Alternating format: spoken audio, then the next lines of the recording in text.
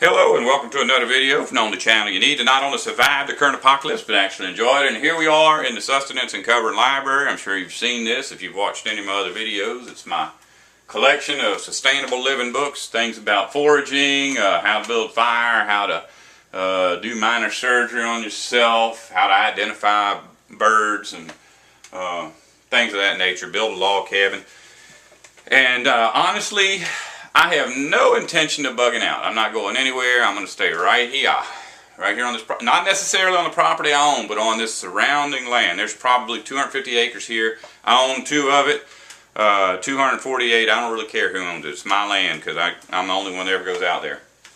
But, and I've got little spots set aside that I would like to build some somewhat semi-permanent structures where I can hide. My semi-permanent structures may be a sleeping bag, because I'm not getting it done like I want to. But in any case, if I'm about, I don't know, a quarter mile, half mile, 1 mile that way, I may not want to have to be coming up here too often. You know, I don't want to be moving around where people can spot me. But I love my books, and I could imagine being in a hole all day thinking, you know what, it sure would be nice to figure out what that bird is over there, and just walking back here and coming to my house and getting my bird ID book. But a friend of mine just came down recently with this thing.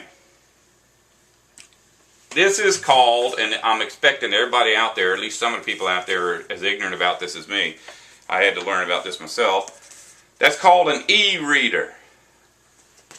This particular e-reader is called a Nook, and it's the Barnes & Noble's version of an e-reader. I've got a little chip in here that allows me, and I'm talking about a chip. It's like, and I'm not kidding, it's like that big. It's micro SD card. It's 8 gigabytes, and 8 gigabytes right now has 2,000 books on it, and the 2,000 books that are on there are only filling it about halfway up. And sure enough, some of the books are just one-page flyers, but I've got quite a few books that are thousands and thousands of pages. I've got, I think, 7 Bibles on there and a Strong's Concordance. It's got a dictionary, got a lot of stuff like that. I've got a lot of things that are similar to these type of books up here. And I was thinking, you know, if I could just take this with me, I wouldn't have to be coming up here to grab this. Now, I don't have what's called a bug out bag. I ain't never been about bugging out. But I think that would be a good item to put in your bug out bag if that's what you're going to do. Now, I said the other day that I am bugging out, but when I say bugging out, I mean I'm going to get out here with all my buckets and carry them out this trail here and just set my buckets all around out in the woods, and then I'm going to go lay down wherever I think is the best hiding place that day. That's not really bugging out because I'm still here.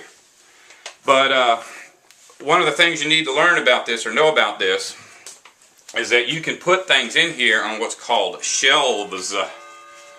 And shelves are basically just folders where you can put a lot of files. But because I'm loading up PDFs and EPUBs, and those are the file types for that, they're called EPUBs and PDFs. Also, just a general word that describes all file types is ebooks. Those kind of things, unless you have the exact kind that belongs with the unit, it's hard to put things on shelves. And plus, if you've got 4,000 items on there, you actually have to go through each and every one of them just to put even one on there. So it's very difficult, especially if you've got maybe 15 shelves like novels, you know, romance, history, and you have to go through the entire list for every one of those books. Probably an easier way to do it, but like I say, I'm not tech savvy.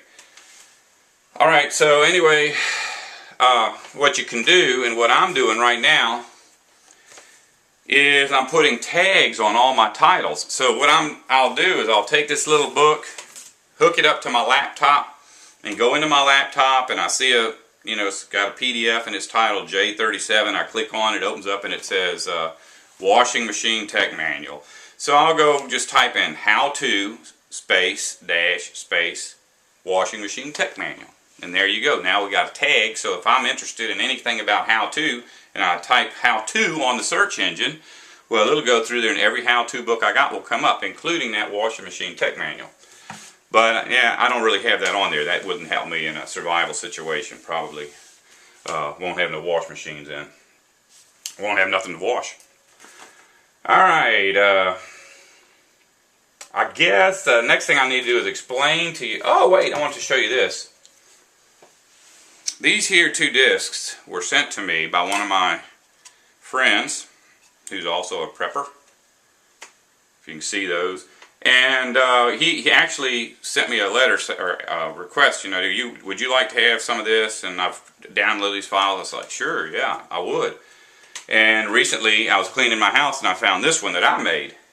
Amazingly enough, about half of the stuff on this disc is on those discs. So apparently there's a lot of us thinking the same. There are websites you can go to where you can just download free EPUBs and ebooks about all these subjects that we're interested in. In fact, some of the things he sent me that were not on my disc, because there's things I'm not interested in, like you know, legal forms and the history of the Constitution, that kind of stuff. But he had other things on there that seemed to have nothing at all to do with survival, but they are things that I had, like how to do origami chickens. You know, something to keep me entertained while I'm out there hiding in one of my little bunkers. Now, the reason I'm remaking this video, because you already, as soon as you click on your mail today and you see that I've uploaded a new video and you see the title of this, you think, well, I thought I already saw that. Well, you did, because I made this video the day before yesterday and posted it. And since then, I've gotten several comments that I think need to be addressed. The first one is electromagnetic pulse. And several people wrote me and said, you know, you need to keep that thing in a metal bucket so that if we have an EMP, it won't get destroyed. And I guess that's kind of something that's reasonable to do. I mean, you're not going to keep that in a bucket all the time, because when you take it out to use it, it's not going to be in a bucket. But it wouldn't hurt. The reason I'm not that concerned or don't care is that I've already made up my mind. In fact, I live with as little technology as I can. You know, I mean, I've got a fridge, I've got a car, love my little ebook thing here, and I love my laptop, but we've gave up TV and we don't use too much electricity, and I've already prepared myself for a world with none of that stuff.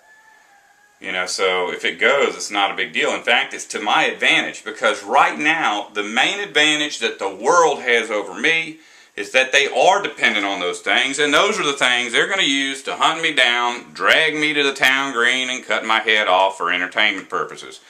So if an EMP strikes, I'm happy, because now I actually have an advantage over them. While they're running around killing each other for groceries, I'll just be out here in the woods laying low and enjoying life. But the next thing, and you know who sent me that? One of the guys, the first ones, was Survival Doc. He says, you know, you need to watch out about them EMPs. And like, okay, I probably might make a new video about that. But I wasn't going to make a new video until I got this next comment from Photo Helix, and I think everybody knows who Photo Helix is. Photo Helix says these items, these knickknacks, and that's like a cell phone or a laptop or an e-reader, they can ping them. And I don't know exactly what ping them means, but I think it means that they can come out here in the woods with some kind of a meter, like a Geiger counter, and they can tell where you are if you got that thing. Because in reading the instructions for this Barnes & Noble's Nook, it said that you can walk into a Barnes & Noble's, and when you walk in there, all the new books that are available will come on your screen. You can press on one of them books and say buy it, and this machine will tell the Barnes & Noble's machine that you're going to buy that book, and money will automatically come out of your bank account. If this thing is doing all that, I guarantee they could find you with some kind of technology. I don't even know what kind, but you know, that's obviously, this is going to be something to give away your position if somebody really wants to find you. And that's really the only reason I remade this. It's not like you